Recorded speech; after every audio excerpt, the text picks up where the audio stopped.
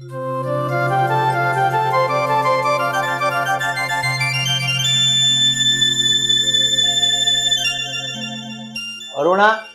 આ ચા ની કેટલી વાર છે? આ સવારના 8:30 થઈ ગયા છે, હજુ સુધી ચા નથી આવી.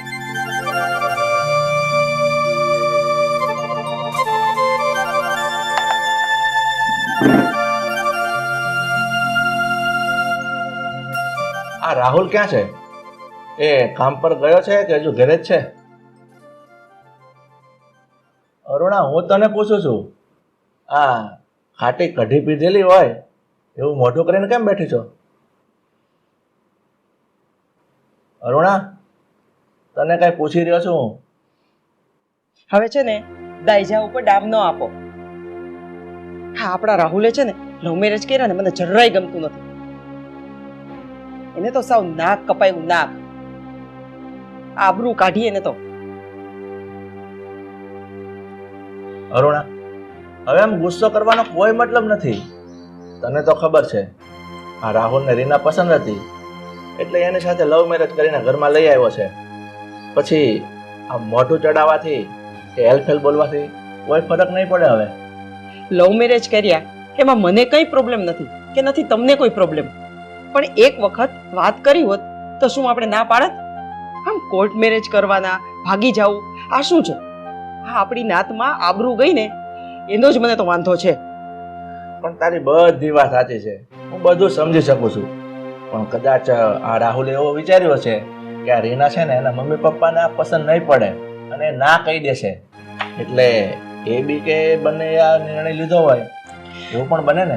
વાહ, રાહુલે એની બાયડીનું, મમ્મીનું, પપ્પાનું બધાનું વિચાર્યું, પણ પોતાના મા બાપને શું ગમશે શું નહીં ગમે એના વિશે તો કઈ ન વિચાર્યું. વાહ, આ સારું કહેવાય હો. હવે મૂકને આ બધી પંચાયત. આ રીના અને આપણા દીકરાના લગ્ન થઈ ગયા છે અને આપણા ઘરમાં આવી ગઈ છે, પછી આ બધી ઝંઝટ અને પંચાયત કરવાનો કોઈ અર્થ નથી. તું શાંતિ રાખ, બધું ઠીક થઈ જશે. હા, હવે એ જ રસ્તો છે ને, આવ્યું છે તો ભોગવવું પડશે. તમે ભોગવો અને મને ભોગવાવશે. અરે પણ મારે તો હજુ ચા પીવાની બાકી છે. પીવો. મને તો પીવા દે.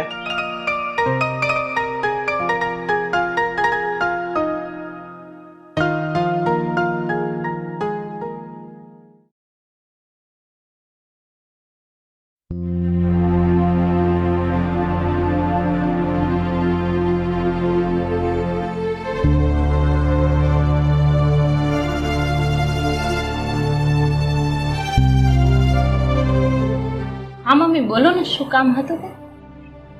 સારી કજાત, તે મારા દીકરાને ભોળવો, એને ફસાવ્યો અને એની સાથે તે ભાગીને લગ્ન કર્યા, અને એ મને જરાય પસંદ નથી પડ્યું. એટલે હવે જેમ બને ને એમ હું ઈચ્છું છું કે તું આ ઘરમાંથી નીકળી જા.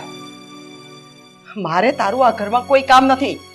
મમ્મી, હું જ્યારથી આ ઘરમાં આવી છું ને ત્યારથી તમે રોજ મારી પાછળ પડી ગયા છો અને રોજ ઉઠીને મેણા ટોણા મારો છો. આ ઘરેથી ચાલે જવાનું કહો છો, હું આ ઘર છોડીને જાઉં ક્યાં? અને મેં રાહુલ સાથે લવ મેરેજ કર્યા છે ને તો મારા પપ્પાએ મને જાકારો આપી દીધો છે. હા, તો જેમ તને તારા પપ્પાએ રાહુલ સાથે લગ્ન કરીને જાકારો આપ્યો ને એવી રીતના રાહુલની માં હવે તને આ ઘરમાંથી જાકારો આપે છે. એટલે તું અત્યારે જ અને જેમ બને ને એમ વહેલી આ ઘરમાંથી નીકળ ને તો વધારે સારું. પણ મમ્મી, હું એ ઘરે જઈશ તો મારા પપ્પા મને ઘરમાં પગ નહીં મૂકવા દે, તો હું જાઉં તો જાઉં ક્યાં? અરે નદીમાં પડ, કૂવામાં પડ, જ્યાં જાવું અહીંયા જા. અરે છેલ્લે દવા પી લે, પણ તું આ ઘરમાંથી જા એટલે બસ જા. મારે બીજું કઈ નથી જોતું. અને મૂંઢની જેમ અહીંયા ઊભી છો શું? નીકળ આ ઘરમાંથી. મમ્મી, મમ્મી, હું તમારે હાથ જોડું છું, હું તમારે પગે પડું છું, મને આ ઘરમાંથી ન કાઢો. તમે કહેશો એમ કરીશ. હું આખી જિંદગી તમારી દાસી બનીને રહીશ, તમારી ગુલામી કરીશ. પણ મમ્મી, મને આ ઘરમાંથી ન કાઢો. આ ઘર સિવાય મારો બીજો કોઈ સહારો નથી. વાહ, તું મને પગે પડ, હાથ જોડ, માથા જોડ કે માથા પછાડ, મને કોઈ જાતનો ફેર નહીં પડે. સમજી ગઈ? અને આ ઘરમાં નથી જોતી એ મારો છેલ્લો ડિસિઝન છે. અને સાંભળી લેજે, છેલ્લી વાર કહું છું, મારા દીકરાને જે ભોળવો છે ને એ તો તે ભોળવી લીધો, એ ચાલ તારી હાઈલી, પણ મારી પાસે તારી આવી ખોટી ચાલાકી નહીં ચાલે, બરાબર? હે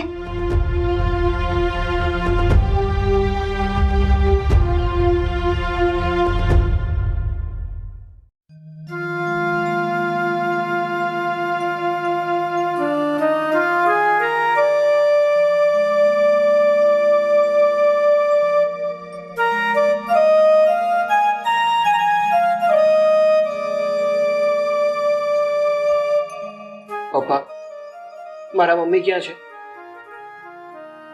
કેમ, તારે શું કામ છે? કામ છે મારે એમનું, કયો ને ક્યાં છે? એ એની દવા લેવાની હતી ને એટલે બજારમાં ગઈ છે. પપ્પા, આ ઘરમાં શું ચાલી રહ્યું છે મને તો એ સમજાતું નથી. મારા મમ્મી રોજ રીનાને ધમકાવે છે, આ ઘરમાંથી નીકળી જવાનું કહે છે. અરે એવું તો રીનાએ શું કર્યું છે? શું પ્રોબ્લેમ છે રીનાથી મારા મમ્મીને? મને તો એ સમજાતું નથી. બેટા રાહુલ, આ તને તો ખબર છે કે તારી મમ્મી કેટલા આતડા સ્વભાવની છે. એ મારી સાથે તે ક્યારેક આવા આતડા સ્વભાવથી બોલે છે, અને આમાંય તે તું પાછો આ રીના સાથે લવ મેરેજ કરીને આવી ગયો એટલે એ છે ને એને જરાય નથી ગમ્યું, એટલે આવું વર્તન કરતી હશે. પણ તું ચિંતા નહીં કર, હું તારી મમ્મીને સમજાવીશ. જો પપ્પા, મેં લવ મેરેજ કર્યા છે ને તો કઈ ગુનો નથી કર્યો. અને રીના સારી છોકરી છે, સંસ્કારી છોકરી છે, એને જ આ ઘરમાં લઈને આવ્યો છું.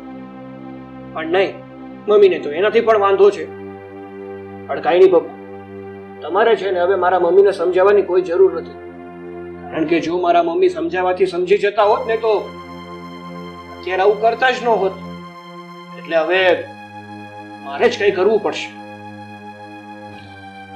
કેમ બેટા, કંઈ કરવું પડશે એટલે? તું શું કરવા માંગે છે? નવીન કઈ બીજું કરવા નથી માંગતો પપ્પા. હું તો માત્ર એટલું કરવા માંગુ છું કે હવે મારે છે ને આ ઘરમાં રહેવું છે. આ ઘર છોડીને જતું રહેવું છે. અત્યારે તો છે ને મારા ફ્રેન્ડના ઘરે જઈશ, પછી જ્યારે સગવડ થશે ને ત્યારે એક સારું મકાન ભાડેથી રાખીશ અને પછી રહેવા લાગીશ. શાંતિ એને પણ અને મને પણ. પણ રાહુલ, આ તો કેવી વાત કરે છે? આ આપણું પોતાનું આવડું મોટું ઘર છે, એને મૂકીને તું જતો રહેવાનું કહે છે, અને એ પણ એક મિત્રના ઘેરે. અને પણ પપ્પા, જે ઘરમાં રહેવાથી માત્ર ઝઘડા જ થતા હોય, શાંતિની બે પળ ના મળતી હોય, એ ઘરમાં રહીને ફાયદો શું છે?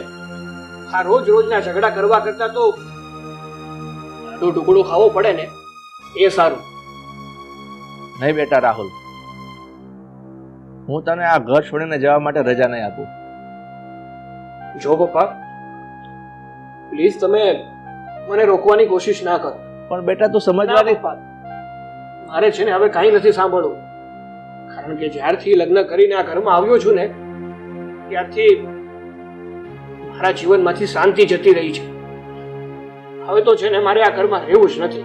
અને પ્લીઝ તમે મને રોકશો નહીં, અને મારા મમ્મી સાથે કોઈ મગજમારી પણ નહીં કરે. જે થશે ને એ જોયું જશે. અરે પણ રાહુલ, બેટા મારી વાત તો તું સાંભળ. ભગવાન,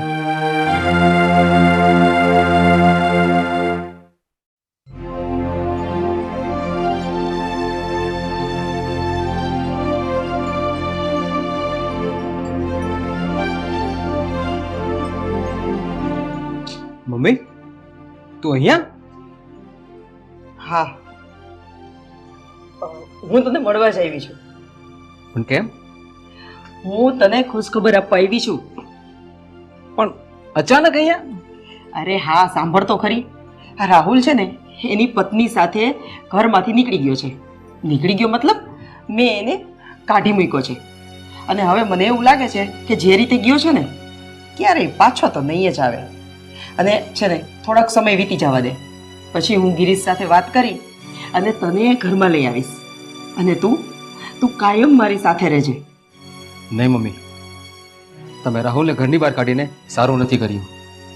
જેમ હું તમારો દીકરો છું એમ રાહુલ પણ તમારો જ દીકરો છે ને?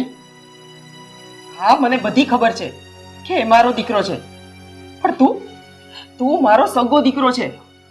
હા, તું જ્યારે નાનો હતો ને ત્યારે હું તને તારા પપ્પા પાસે તરછોડીને વહી ગઈ હતી. અને પછી પછી મેં બીજા લગ્ન કરી લીધા. પણ હવે હવે મને તારા માટે મમતા જાગી છે. મારી અંદરની માં જાગી ગઈ છે. અને હવે હું તને આ હાલતમાં નહીં જોઈ શકું. હું તને મારી સાથે રાખવા માંગુ છું. મારી સાથે ઘરમાં કાયમ માટે લઈ જવા માંગુ છું. એટલે આકાશ, તારે મારી સાથે આવવું પડશે બેટા. હું તારી માં છું અને હવે આપણે માં દીકરો અને તને એક બાપનો પ્રેમ પણ મળશે. આપણે 3 જણા સાથે જિંદગીભર રહેશું, સુખી રહેશું. નહીં મમ્મી, હું જે હાલતમાં છું ને એ ઠીક છું. મને મારી હાલત પર છોડી દો. અને પ્લીઝ મમ્મી, તમે રાહુલને પાછો લઈ આવો ને પ્લીઝ, રિક્વેસ્ટ. જો સાંભળ, રાહુલ તો હવે એ ઘરમાં ક્યારેય પાછો નહીં આવે. પણ હા, મને તું એ ઘરમાં જોઈ છે. હું રાહુલને તો નહીં જ લઈ આવું, પણ એક વચન આપું છું, તને એ ઘરમાં હું જરૂર લઈ જઈશ.